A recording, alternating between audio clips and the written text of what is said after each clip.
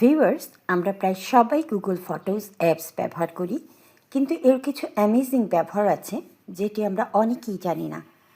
আজ আমি সেটি আপনাদের সামনে তুলে ধরছি।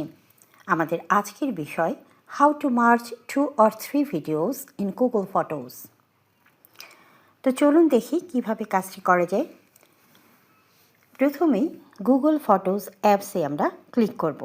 এরপর আমরা যে ভিডিওগুলো পরস্পরের সাথে অ্যাটাচ করতে চাই সেগুলো আমরা সিলেক্ট করব। আমি এখানে দুটো ভিডিও ক্লিপ সিলেক্ট করে এই প্লাস আইকনে ক্লিক করলাম। এরপর এই অপশনগুলো থেকে হাইলাইট ভিডিওতে ক্লিক করব। এখন আমরা দেখছি দুটো ভিডিও পরস্পরের সাথে অ্যাটাচড হয়ে গেছে।